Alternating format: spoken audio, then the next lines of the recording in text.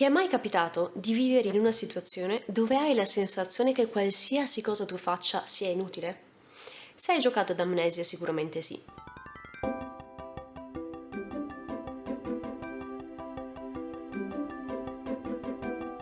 Ciao, io sono Manuela e questa è Guida Strategica.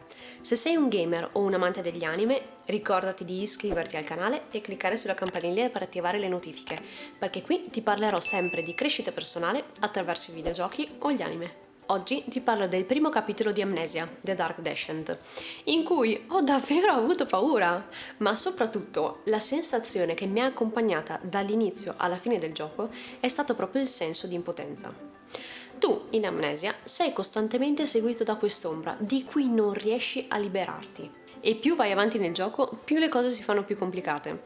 Vieni ferito più frequentemente e le cose sembrano solamente peggiorare. Fai tanti sforzi, ma niente sembra funzionare. Ad un certo punto hai la sensazione che, indipendentemente da cosa tu faccia, le cose resteranno così come sono. Ogni tuo tentativo di avere un impatto sulla tua vita sembra vano, quindi tanto vale lasciar perdere e adattarsi. Il senso di impotenza, la sensazione di non avere controllo e potere su una situazione o più in generale sulla propria vita è davvero molto brutto. Questo ti porta a lungo andare ad avere sempre meno energie ed avere cali di umore sempre più spesso. È un po' come andare avanti in amnesia e non riuscire a trovare olio per la tua lanterna. Alla fine ti ritrovi da solo, al buio, con le mani che tremano e la testa che sbatte. Se ci hai giocato, sarai sicuramente d'accordo con me nel dire che continuare a giocare sentendo il respiro affannoso di Daniel e vedere la schermata che traballa non è affatto facile. Ma cosa si può fare? Inizio col parlarti di Martin Seligman, un ricercatore che nel secolo scorso si è concentrato sul concetto di impotenza appresa. Se ti ritrovi in un periodo dove non hai controllo sulle cose o comunque hai la sensazione di non averne, provi a fare qualcosa e non succede nulla, pian piano inizierai a pensare che qualsiasi cosa tu faccia sia inutile. Quindi non ha più senso provare a fare qualcosa.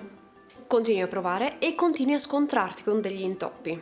In amnesia trovi solo porte bloccate, corridoi che si interrompono, crolli che non ti permettono di andare avanti e ogni volta che trovi un percorso alternativo troverai anche un altro intoppo. E in tutto questo avrai la costante paura di rimanere senza olio per la tua lanterna.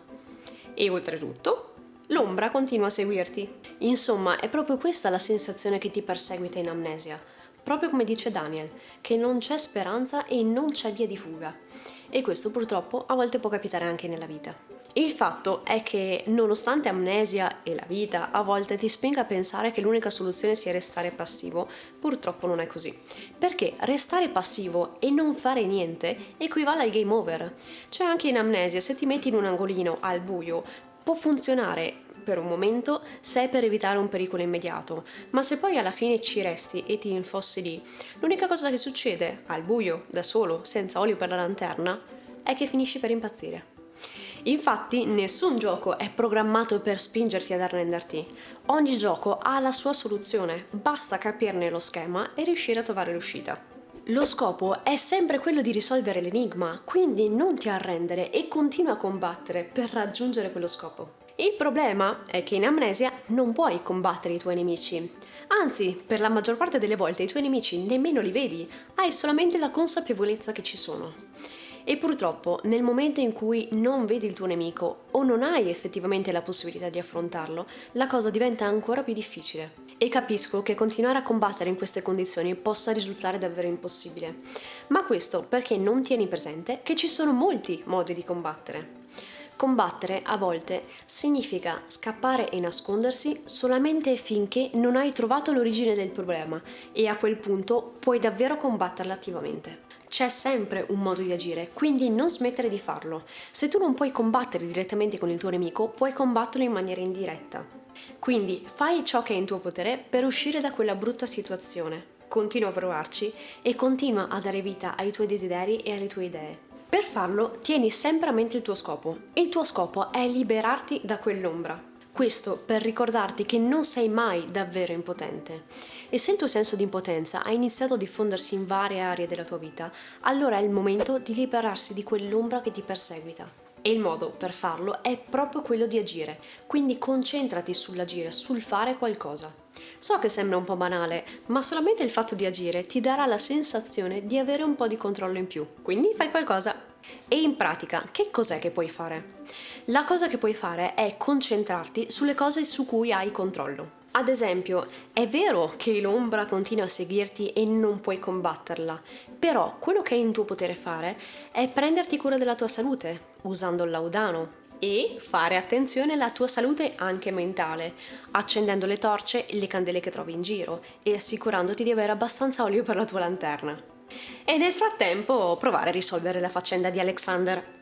Vedi, per quanto tu non possa far fuori il tuo nemico, ci sono comunque molte cose che ti restano da fare. Azioni che puoi intraprendere per sciogliere quella situazione che ti pesa, o perlomeno avvicinarti alla sua soluzione.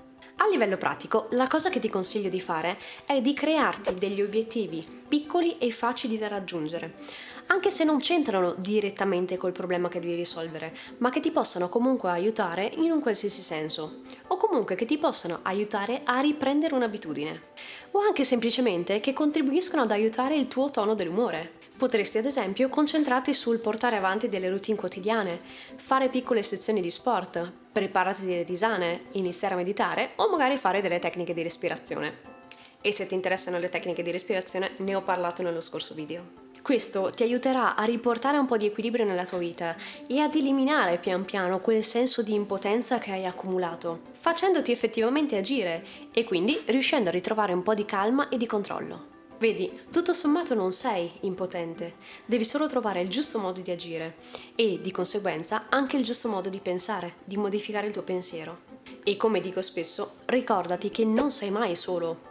Soprattutto in amnesia non sei mai solo e lo senti chiaramente che non sei solo.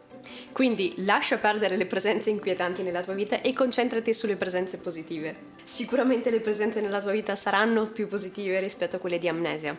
Quindi fatti aiutare da un amico, da un familiare o anche da un professionista.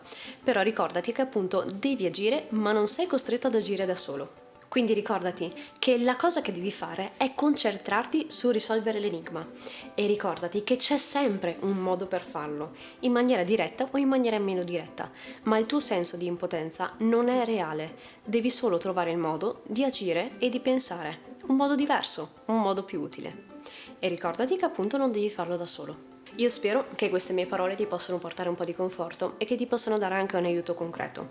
E se vuoi restare in contatto con me o conoscermi meglio, in descrizione trovi il link del mio blog e dei miei social network. Noi ci rivediamo tra 2 settimane, sempre di mercoledì, quindi iscriviti al canale e clicca sulla campanellina per attivare le notifiche, per non perderti nuovi video e rendere la tua vita migliore grazie alle tue passioni.